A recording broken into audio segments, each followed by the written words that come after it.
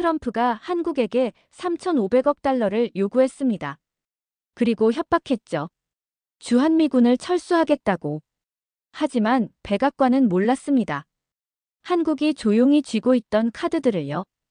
평택에서 베이징까지 985km. 미국의 미사일 생산에 필수적인 텅스텐의 45%가 한국산입니다. 그리고 한국 국민의 76%가 핵무장에 찬성합니다. 협상 테이블의 진실이 뒤집히는 순간 누가 누구를 지배하는가? 트럼프는 한국을 협박하고 있다고 믿습니다. 하지만 숫자는 정반대를 말합니다. 한국이 미국의 급소를 쥐고 있습니다. 다만 조용히, 우아하게. 지금부터 공개되는 데이터는 모두 사실입니다. 출처는 미국 정부와 국제기관입니다. 시청 전 구독, 좋아요는 영상을 만드는데 큰 힘이 됩니다. 안녕하세요. 저는 워싱턴 DC에서 10년째 국제통상 분석가로 일하고 있는 데이비드 최입니다. 한국계 미국인 2세로 미 상무부 경제분석국에서 동아시아 무역 데이터를 분석하는 일을 하고 있죠. 2025년 2월 제 책상 위로 긴급 보고서 작성 요청이 떨어졌습니다. 제목은 대한국 투자 요구한 경제적 타당성 분석이었어요. 트럼프 2기 행정부가 출범한 지 한 달도 안 됐을 때였습니다. 백악관은 일본과 한국에 각각 5,500억 달러와 3,500억 달러 규모의 대미 투자를 요구했어요. 블룸버그와 로이터가 동시에 보도했고 워싱턴 전체가 술렁였죠. 저는 즉시 한국은행 공식 데이터를 열었습니다. 2024년 12월 기준 한국의 외환 보유고는 4,200억 달러였어요. 계산기를 두드렸습니다. 3,500억 달러는 외환 보유고의 83.3%에 해당했죠. 투자 조건 문서를 받았을 때 저는 눈을 의심했습니다. 납부 기한은 45일 이내, 방식은 현금 직접 투자, 투자처 결정권은 전적으로 미국 측이 갖는다고 명시돼 있었어요. 수익 배분 구조는 더 충격적이었습니다. 원금 회수 전까지는 50대 50, 원금 회수 후에는 미국이 90%를 가져가는 구조였죠. 손실 책임은 투자국이 100% 부담한다는 조항도 있었어요. 저는 비교 분석을 시작했습니다. 일본의 외환 보유고는 1조 3천억 달러였어요. 5,500억 달러를 투자해도 7,500억 달러가 남습니다. 더 중요한 건 일본은 미국과 무제한 통화 스와프 협정을 맺고 있다는 점이었죠. 달러가 부족하면 언제든 연방준비제도에서 빌려올 수 있는 구조입니다. 반면 한국은 미국과 통화 스와프가 체결되지 않은 상태였어요. 3,500억 달러를 내고 나면 700억 달러밖에 남지 않습니다. 2008년 금융위기 자료를 꺼냈습니다. 당시 한국의 외환 보유고가 급감했을 때 미국은 300억 달러 규모의 통화 스와프를 제공했어요. 그 기억 때문에 워싱턴에는 한국은 미국 도움이 필요한 나라라는 인식이 박혀 있었죠. 하지만 17년이 지난 지금 상황은 완전히 달라져 있었습니다. 저는 상무부 담당자에게 보고서를 제출하기 전에 한 가지 시뮬레이션을 돌렸습니다. 만약 한국이 3,500억 달러를 45일 안에 현금으로 납부한다면 외환 시장에 어떤 충격이 올까요? 외환 유동성이 급격히 감소하고 원화 가치는 급락하며 수입 물가는 폭등할 겁니다. 통화 스와프가 없는 상황에서 외부 충격에 대응할 완충 장치가 사라지는 거죠. 며칠 후 한국 정부의 공식 입장이 발표됐습니다. 투자 방식은 수용할 수 없다는 내용이었어요. 대신 대출이나 보증 방식, 점진적 투자, 그리고 투자처 결정에 한국도 참여하겠다는 대안을 제시했죠. 워싱턴 포스트는 즉시 백악관의 반응을 보도했습니다. 제한 거부, 조건은 이미 정해졌다. 일본은 받아들였다는 내용이었어요.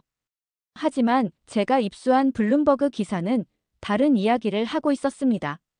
일본 내에서도 반발이 나오고 있다는 거예요. 자민당 총재 후보인 다카이치 사나에는 공개석상에서 불평등한 부분이 있다면 확실히 얘기해야 한다고 발언했죠. 일본마저 불편해하고 있었던 겁니다. 더 흥미로운 건 미국 내 전문가들의 반응이었습니다. 미국 경제정책연구센터의 딘 베이커 박사는 언론 인터뷰에서 이렇게 말했어요. 한국과 일본이 이 요구를 수용하는 건 어리석다고. 요구 금액의 10분의 1만 자국 기업과 노동자를 지원하면 훨씬 더 유리해질 거라고요. 미국 경제학자가 미국 정부의 요구를 비판하는 상황이었습니다. 저는 보고서 마지막 페이지에 3가지 질문을 적었습니다. 첫째, 한국이 오판하고 있는가? 둘째, 아니면 우리가 놓치고 있는 게 있는가? 셋째, 한국은 왜 이렇게 자신있게 거부할 수 있는가? 답을 찾기 위해 저는 더 깊이 파고들기 시작했습니다. 그리고 발견한 건 제가 상상했던 것보다 훨씬 더 복잡한 퍼즐이었어요. 트럼프의 한국에 대한 압박은 3,500억 달러 요구가 처음이 아니었습니다. 저는 지난 10년간의 발언 기록을 추적했어요. 2016년 대선 후보 시절부터 그는 일관되게 같은 메시지를 반복했죠. 한국은 부유한 나라인데 왜 미국이 지켜줘야 하느냐? 방위비를 더 내지 않으면 주한미군을 철수하겠다는 내용이었습니다. 일기 행정부 때는 더 구체적이었어요. 2019년 방위비 협상에서 트럼프는 연간 50억 달러를 요구했습니다. 당시 한국이 부담하던 금액의 5배가 넘는 액수였죠. 협상은 1년 넘게 교착 상태에 빠졌고 결국 13% 인상선에서 타협했습니다. 하지만 트럼프는 만족하지 않았어요. 2기 행정부가 시작되자 같은 카드가 다시 나왔습니다. 방위비 재협상, 주한미군 감축 검토, 철수 가능성 언급이 반복됐죠. 저는 국방부 공개 자료를 확인했습니다. 2024년 기준 주한미군 병력은 28,500명이에요. 평택의 캠프 험프리스는 아시아 최대 규모 미군 기지죠. 그런데 저는 한 가지 이상한 점을 발견했습니다. 글로벌 파이어파워가 발표한 2024년 세계 군사력 순위에서 한국은 5위였어요. 북한은 36위였죠. 재래식 전력만 놓고 보면 한국이 압도적으로 우위에 있었습니다. 탱크, 전투기, 함정수에서 모두 한국이 앞섰고 기술 수준 격차는 더 컸어요. 한국의 국방비 지출도 만만치 않았습니다. 2024년 기준 GDP 대비 2.8%를 국방비로 쓰고 있었죠. 절대 금액으로는 세계 10위권이었어요. 이 정도 규모면 북한의 재래식 위협은 충분히 대응 가능한 수준이었습니다. 그렇다면 왜 미군 28,500명이 필요한 걸까요? 저는 한국 군사 전문가들의 분석 자료를 찾아봤습니다. 그들은 공통적으로 이렇게 말하고 있었어요. 한국에 필요한 건 미군 병력 숫자가 아니라 미국의 전략 자산이라고요. 해구산, 미사일 방어체계, 정찰 위성, 이런 것들 말이죠. 실제로 주한미군의 역할을 분석한 랜드 연구소 보고서를 보면 흥미로운 내용이 나옵니다. 주한미군은 한반도 방어보다 동아시아 전체의 전략 균형을 위한 거점이라는 거예요. 평택 기지는 일본, 괌, 하와이를 잇는 미 태평양 사령부의 핵심 축이었죠. 저는 지도를 펼쳐놓고 거리를 측정했습니다. 평택에서 베이징까지는 985km였어요. 단거리 탄도미사일의 사거리가 보통 1000km인 걸 생각하면 평택은 중국 수도를 직접 타격할 수 있는 거리에 있는 겁니다. 군산 공군기지의 MQ-9 리퍼 무인정찰기는 작전 반경이 1200km예요. 중국 동부 해안 전체를 감시할 수 있는 범위죠. 그제야 저는 이해했습니다. 트럼프의 주한미군 철수 발언이 왜 실행되지 않는지를요. 펜타곤이 허락하지 않을 거라는 걸요. 주한미군은 한국을 위한 게 아니라 미국의 인도-태평양 전략을 위한 필수 거점이었으니까요. 저는 전략국제문제연구소 CSIS의 2023년 보고서 한 부를 입수했습니다. 제목은 동아시아 동맹국의 전략적 가치 비교였어요. 이 보고서는 미국의 아시아 군사 기지들을 지리적 가치, 기지 제공 능력, 대체 가능성 3가지 기준으로 평가했죠. 일본 기지들의 평가 결과가 먼저 나왔습니다. 지리적 가치는 높음, 기지 제공 능력도 높음, 하지만 대체 가능성 항목에는 가능이라고 적혀 있었어요. 보고서는 이렇게 설명했습니다. 일본의 오키나와 기지는 필리핀의 클라크 공군 기지나 괌의 앤더슨 기지로 대체할 수 있다고요. 한국 기지의 평가는 달랐습니다. 지리적 가치 최고, 기지 제공 능력 높음, 대체 가능성은 불가능이었어요. 저는 그 이유를 찾기 위해 보고서를 자세히 읽었습니다. 핵심은 중국 본토와의 거리였죠. 한국은 중국 본토와 가장 가까운 미군 기지를 제공합니다. 평택에서 베이징까지 985km, 산둥반도 해군기지까지는 불과 450km예요. 중국 해군이 태평양으로 나가려면 반드시 한반도 앞바다를 지나야 하죠. 평택 기지는 중국의 해상 진출로를 직접 감시하고 차단할 수 있는 유일한 위치였습니다. 보고서는 제1도련선 개념을 설명했습니다. 중국이 설정한 첫 번째 방어선이죠. 일본 열도에서 시작해 오키나와, 대만, 필리핀으로 이어지는 선입니다. 중국은 이 선 안쪽을 자국의 세력권으로 간주하고 미군을 이 선 밖으로 밀어내려는 AEAD 전략을 추진하고 있어요. 그런데 한반도는 이 도련선 안쪽 깊숙이 박혀있는 비수 같은 존재였습니다. 주한미군이 있는 한중국의 도련선은 완성되지 않아요. 구멍이 뚫려 있는 거죠. 반대로 주한미군이 철수하면 중국은 완벽한 봉쇄선을 완성하게 됩니다. 저는 역사적 사례를 떠올렸습니다. 1962년 쿠바 미사일 위기 말이죠. 소련이 쿠바에 미사일 기지를 건설하려 하자 미국은 전쟁 직전까지 갔어요. 플로리다에서 쿠바까지 거리는 150km였습니다.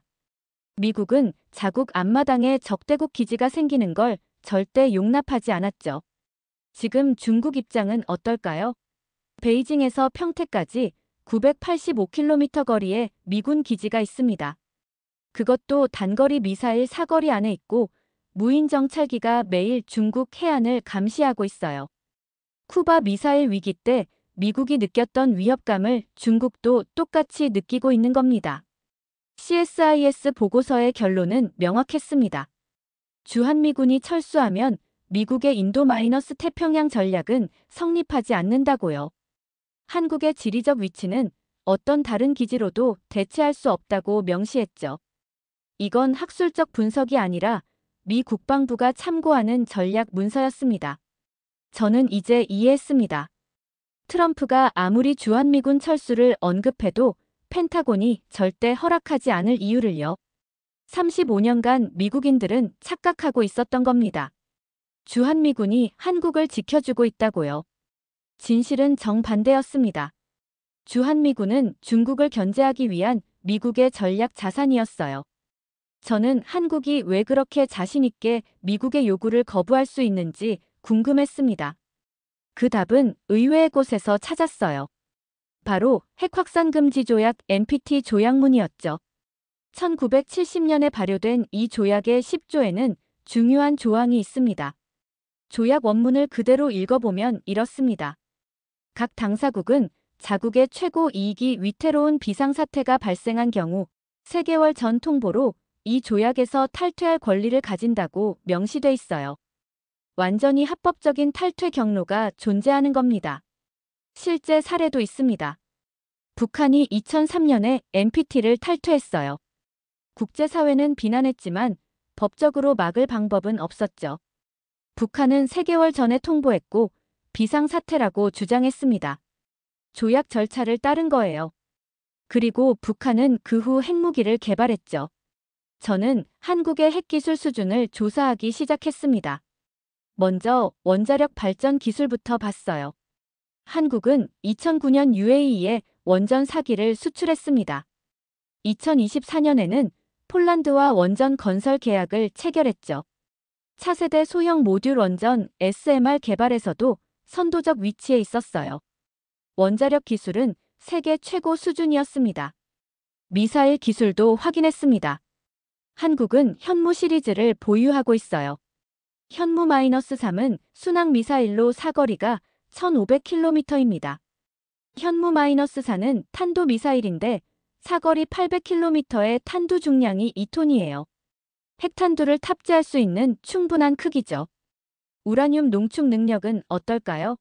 한국은 연구용 원자로 하나로를 운영하면서 농축 기술을 축적해왔습니다. 20% 농축까지는 검증된 기술이에요. 핵무기 제조에 필요한 90% 고농축까지는 시간과 시설 확장 문제일 뿐이었죠.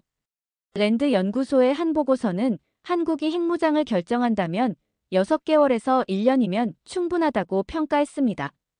6개월 안에 5발에서 10발, 1년 안에 20발에서 30발의 핵무기를 만들 수 있다는 거예요.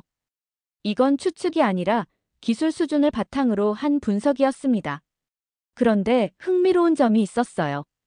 주한미군 철수에는 얼마나 걸릴까요? 장비 철수, 인원 이동, 기지 정리를 포함하면 최소 1년 이상 걸립니다. 한국이 핵무장을 완료하는 시간과 비슷하거나 더 길어요. 시간차가 한국에게 유리했던 겁니다.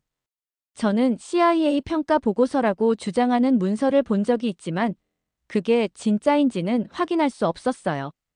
하지만 전문가들의 공통된 의견은 명확했습니다. 한국이 핵무장을 결정하면 미국이 막을 방법이 없다는 거죠. 군사적 옵션은 불가능합니다. 한국은 동맹국이고 주한미군이 주둔하고 있어요. 경제 제재도 효과가 제한적이죠. 한국은 세계 12위 경제대국이고 반도체와 배터리에서 미국이 한국에 의존하고 있습니다. 외교적 압박도 한계가 있어요. NPT를 합법적으로 탈퇴하는 거니까 국제법 위반이 아니거든요. 결국 한국 핵무장을 막을 유일한 방법은 주한미군을 유지하고 확실한 해구산을 제공하는 것뿐이었습니다. 이게 한국이 쥐고 있는 첫 번째 카드였어요. 저는 한국 여론조사 결과를 추적하기 시작했습니다. 2024년 한 해 동안 여러 조사 기관에서 한국인들의 안보 인식을 조사했어요. 결과는 충격적이었죠. 만약 주한미군이 철수한다면 독자적 핵무장에 찬성하느냐는 질문에 76%가 찬성한다고 답했습니다. 반대는 18%에 불과했어요. 모름은 6%였죠. 이건 압도적인 숫자입니다. 보수와 진보를 가리지 않고 한국 국민 대다수가 핵무장 필요성에 공감하고 있다는 뜻이었어요. 또 다른 조사에서는 북한 핵 위협에 대응하기 위해 핵무장이 필요하다고 생각하느냐고 물었습니다. 68%가 필요하다고 답했죠. 이 숫자들은 10년 전과 비교하면 극적인 변화였습니다.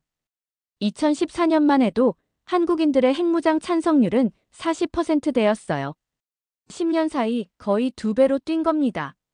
무엇이 달라진 걸까요? 저는 3가지 요인을 찾았습니다. 첫째는 북한의 핵능력 고도화였어요. 북한은 2017년 이후 수소폭탄 실험과 대륙 간탄도 미사일 발사에 성공했습니다. 단순한 위협이 아니라 실질적인 능력을 갖추게 된 거죠. 둘째는 미국 해구산에 대한 신뢰 저하였습니다. 트럼프의 예측 불가능한 행동과 반복되는 동맹 압박이 한국인들의 신뢰를 떨어뜨렸어요. 셋째는 한국의 기술적 자신감이었습니다. 한국이 원전을 수출하고 우주 발사체를 쏘아 올리고 첨단 무기를 자체 개발하는 걸 보면서 국민들은 생각했죠. 우리도 할 수 있지 않을까 하고요. 실제로 기술적으로는 충분히 가능한 일이었습니다. 한국 정치권의 분위기도 바뀌었어요. 보수 진영에서는 자체 핵무장론이 공개적으로 제기됐습니다. 일부 정치인들은 전술핵 재배치를 넘어 독자 핵무장을 주장하기 시작했죠. 진보 진영도 마찬가지였어요. 과거에는 핵무장론을 터부시했지만 이제는 북한 핵 위협이 현실화되면서 입장이 달라졌습니다. 이 여론은 미국에게 조용하지만 강력한 메시지를 보내고 있었습니다. 주한미군을 철수하면 한국은 핵무장으로 갈 것이고 그 선택을 국민 대다수가 지지한다는 거죠. 민주주의 국가에서 76%라는 숫자는 정치적으로 막을 수 없는 수준이에요. 저는 미국 입장에서 한국 핵무장을 저지할 수단을 분석해봤습니다. 군사적 개입은 불가능했어요. 한국은 동맹국이고 주한미군이 주둔하는 나라입니다. 자국 군인들이 있는 나라를 폭격할 수는 없죠. 경제 제재도 효과가 의심스러웠습니다. 한국은 GDP 세계 12위 경제대국이고 미국이 한국산 반도체와 배터리에 의존하고 있어요. 외교적 압박은 어떨까요? 한국이 NPT를 합법적으로 탈퇴한다면 국제법 위반이 아닙니다. 물론 국제사회의 비난은 받겠지만 법적 제재 근거는 없어요. 북한이 그랬던 것처럼요. 결국 미국이 할 수 있는 유일한 방법은 한국이 핵무장을 선택하지 않도록 만드는 것뿐이었습니다.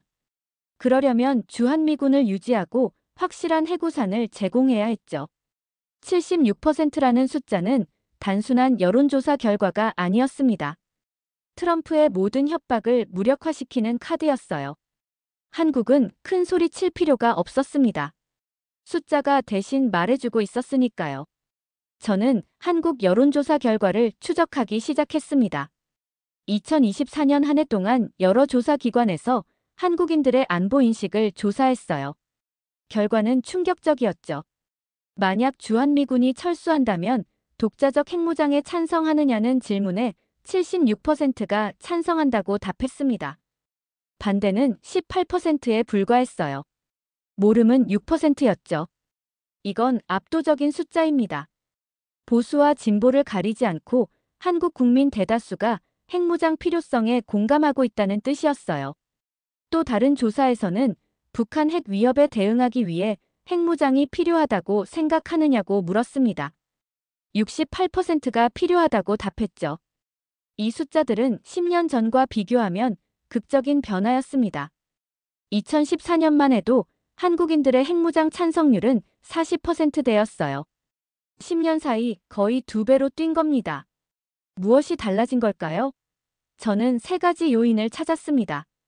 첫째는 북한의 핵능력 고도화였어요. 북한은 2017년 이후 수소폭탄 실험과 대륙 간탄도 미사일 발사에 성공했습니다. 단순한 위협이 아니라 실질적인 능력을 갖추게 된 거죠. 둘째는 미국 해구산에 대한 신뢰 저하였습니다. 트럼프의 예측 불가능한 행동과 반복되는 동맹 압박이 한국인들의 신뢰를 떨어뜨렸어요. 셋째는 한국의 기술적 자신감이었습니다. 한국이 원전을 수출하고 우주 발사체를 쏘아 올리고 첨단 무기를 자체 개발하는 걸 보면서 국민들은 생각했죠. 우리도 할 수 있지 않을까 하고요. 실제로 기술적으로는 충분히 가능한 일이었습니다. 한국 정치권의 분위기도 바뀌었어요. 보수 진영에서는 자체 핵무장론이 공개적으로 제기됐습니다. 일부 정치인들은 전술핵 재배치를 넘어 독자 핵무장을 주장하기 시작했죠. 진보 진영도 마찬가지였어요. 과거에는 핵무장론을 터부시했지만 이제는 북한 핵 위협이 현실화되면서 입장이 달라졌습니다. 이 여론은 미국에게 조용하지만 강력한 메시지를 보내고 있었습니다. 주한미군을 철수하면 한국은 핵무장으로 갈 것이고 그 선택을 국민 대다수가 지지한다는 거죠. 민주주의 국가에서 76%라는 숫자는 정치적으로 막을 수 없는 수준이에요. 저는 미국 입장에서 한국 핵무장을 저지할 수단을 분석해봤습니다. 군사적 개입은 불가능했어요. 한국은 동맹국이고 주한미군이 주둔하는 나라입니다. 자국 군인들이 있는 나라를 폭격할 수는 없죠. 경제 제재도 효과가 의심스러웠습니다. 한국은 GDP 세계 12위 경제 대국이고 미국이 한국산 반도체와 배터리에 의존하고 있어요. 외교적 압박은 어떨까요? 한국이 NPT를 합법적으로 탈퇴한다면 국제법 위반이 아닙니다. 물론 국제사회의 비난은 받겠지만 법적 제재 근거는 없어요. 북한이 그랬던 것처럼요. 결국 미국이 할 수 있는 유일한 방법은 한국이 핵무장을 선택하지 않도록 만드는 것뿐이었습니다. 그러려면 주한미군을 유지하고 확실한 해구산을 제공해야 했죠.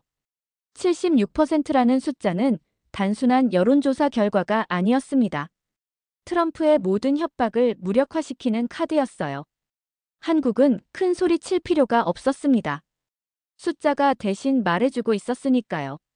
저는 랜드 연구소가 2023년 발표한 동아시아 핵 확산 시나리오 보고서를 읽었습니다. 이 보고서는 만약 주한미군이 철수한다면 어떤 일이 벌어질지 단계별로 분석했어요. 결론부터 말하면 동아시아 전체가 핵 도미노에 빠진다는 내용이었죠. 1단계는 한국의 선택입니다. 주한미군이 철수하면 한국은 재래식 군비 증강만으로는 북한 핵 위협에 대응할 수 없어요.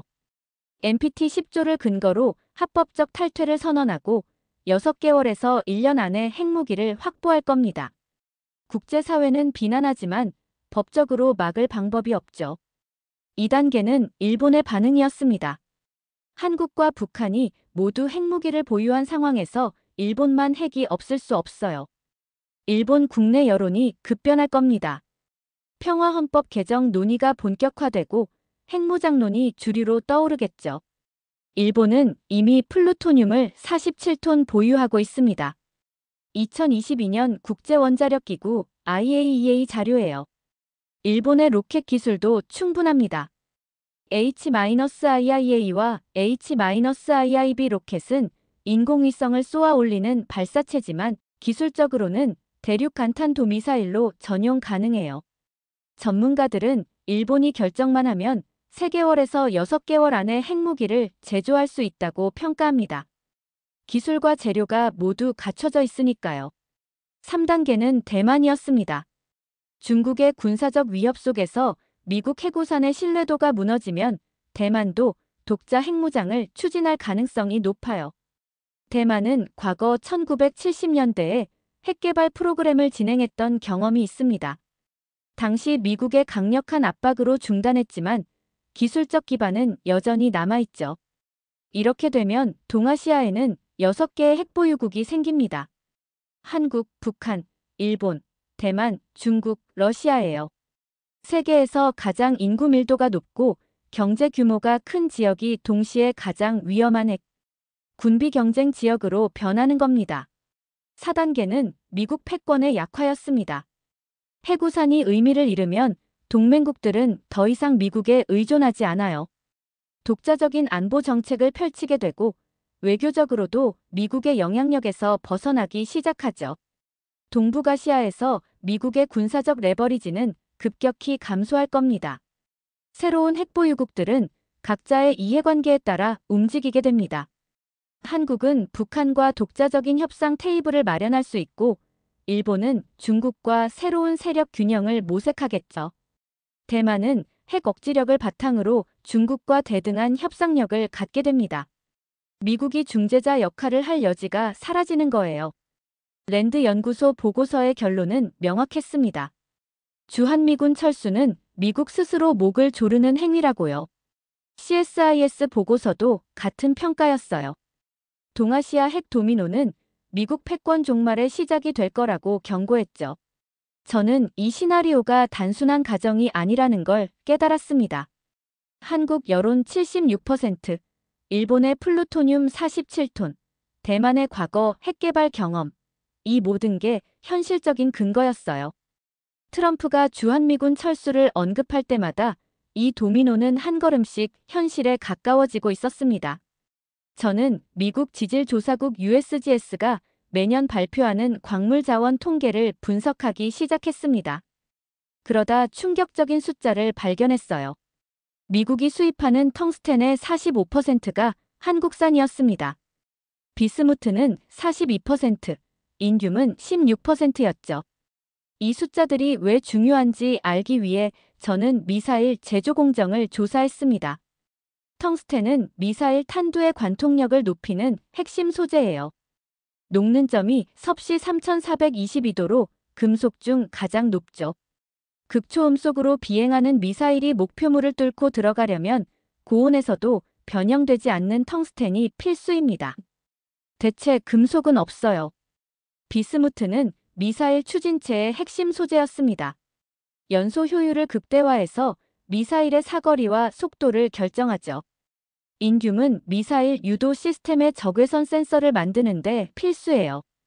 목표물을 정확히 타격하려면 인듐이 들어간 센서가 있어야 합니다. 안티모니는 미사일 외피의 내열 코팅에 쓰여요. 31%를 한국에서 수입하고 있었습니다. 저는 대체 공급처를 찾아봤습니다. 중국은 세계 텅스텐 생산의 60%를 차지해요. 하지만 중국은 2023년부터 전략물자 수출 통제법을 시행하고 있습니다. 미국에는 팔지 않죠. 러시아는 제재 대상이라 거래가 불가능했어요. 볼리비아와 페루도 생산하지만 양이 너무 적었습니다. 한국이 사실상 유일한 공급처였던 겁니다. 트럼프 행정부는 2025년 미사일 생산을 4배 증산하겠다고 발표했어요. 중국과 러시아를 견제하기 위해서라고 했죠. 저는 계산해봤습니다. 현재 한국에서 수입하는 텅스텐 양으로는 2배 증산도 어려워요. 4배는 불가능합니다. 원자재가 없으니까요. 만약 한국이 텅스텐 수출을 중단한다면 어떻게 될까요?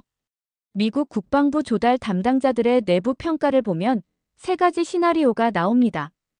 완전 중단 시 3개월 후 미사일 생산이 제로가 돼요. 50% 감축 시 현재 생산 수준도 유지할 수 없죠. 가격 30% 인상 시 국방 예산에 엄청난 압박이 옵니다. 저는 태평양 전쟁을 떠올렸습니다. 1941년부터 1945년까지 미국이 일본을 이긴 결정적 이유는 산업 생산력이었어요. 미국은 항공모함을 대량으로 찍어낼 수 있었고 일본은 못했죠. 소모전에서 생산력이 약한 쪽이 졌습니다. 2025년 현재 상황은 거꾸로였어요.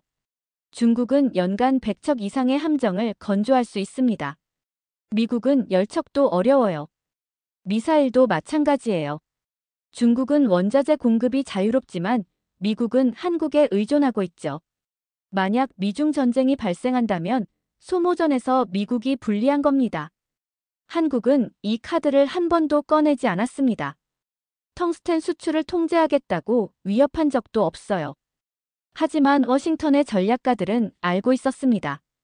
한국이 조용히 쥐고 있는 이 카드가 얼마나 강력한지를요. 3,500억 달러를 요구하는 동안 미국의 미사일 심장은 한국 손에 있었던 겁니다.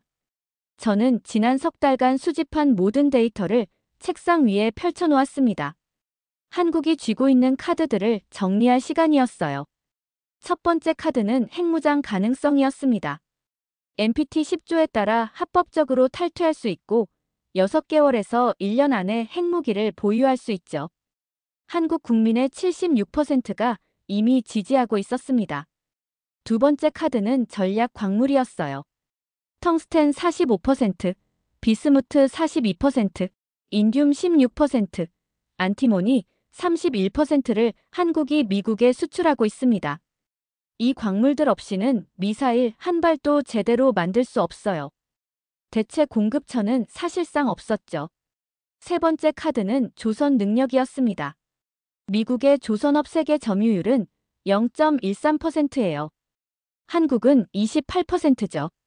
미 해군 함정 297척 중 3분의 1은 항상 수리 중인데 미국 조선소만으로는 감당이 안 됩니다. 부산과 거제 조선소의 도움이 필요해요. 네 번째 카드는 지정학적 위치였습니다. 평택에서 베이징까지 985km. 이 거리는 대체할 수 없는 전략적 가치예요. CSIS 보고서는 명확하게 썼죠. 한국의 지리적 위치는 대체 불가능하다고요. 주한미군이 철수하면 미국의 인도- 태평양 전략은 붕괴합니다. 그렇다면 트럼프가 쥔 카드는 뭘까요? 첫 번째는 관세 위협이었습니다. 하지만 미 상무부 자체 분석에 따르면 한국에 25% 관세를 부과하면 미국 제조업의 절반 이상이 타격을 받아요. 한국보다 미국 피해가 더 큽니다. 두 번째는 주한미군 철수 협박이었어요. 하지만 이건 실행할 수 없는 블러핑이죠. 펜타곤이 절대 허락하지 않을 테니까요. 저는 협상 테이블의 진실을 이해했습니다. 트럼프는 큰 소리로 한국을 협박하고 있다고 믿었어요. 3,500억 달러를 내라. 주한미군을 철수하겠다. 관세를 부과하겠다고 외쳤죠. 하지만 숫자는 정반대를 말하고 있었습니다. 협상 테이블에서 약자는 한국이 아니라 미국이었어요. 한국은 한 번도 큰 소리를 내지 않았습니다. 핵무장 카드를 꺼내 보이지도 않았고 텅스텐 수출 중단을 위협하지도 않았어요. 함정 수리 거부를 언급한 적도 없죠. 그냥 조용히 아니라고 말했을 뿐입니다.